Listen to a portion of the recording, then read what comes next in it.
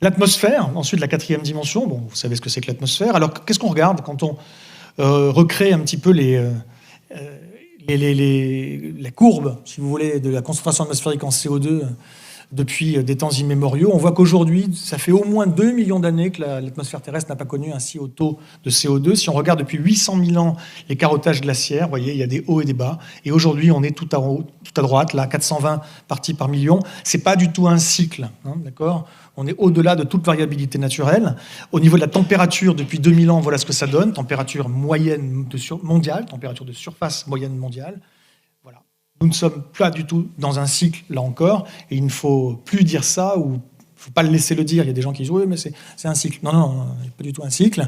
Bon, je ne vais pas faire un cours sur la climatologie aujourd'hui. Nous avons des impacts sur la disruption en fait, de l'hydrosphère, de la cryosphère et de l'atmosphère qui se traduisent soit par des inondations, soit par des sécheresses et des incendies.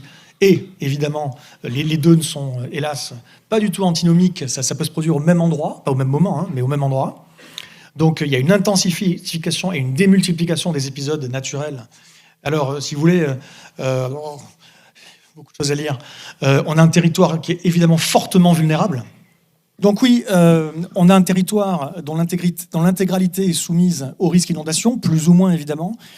C'est notamment dû au fait qu'il y a une artificialisation des terres agricoles et naturelles, il y a une infiltration des eaux, et donc ça menace un certain nombre de choses, les écosystèmes, mais aussi les activités humaines. On a 55 communes qui sont en risque d'inondation important, dont Bordeaux, dont Libourne, les communes du pourtour du bassin d'Arcachon également. Les forêts représentent, si vous ne le saviez pas, 50% du territoire. Moi, je l'ai appris récemment.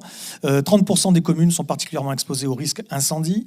On a 13 communes menacées de submersion marine également. On a une accélération du retrait-gonflement des argiles, hein, les sols qui bougent, avec 122 communes également concernées par les mouvements de terrain. Voilà, tout ça, c'est lié directement ou indirectement au changement climatique. On va avoir, sans vous le dire aussi, de plus en plus d'incendies, de plus en plus graves, et de moins en moins d'eau pour les gérer.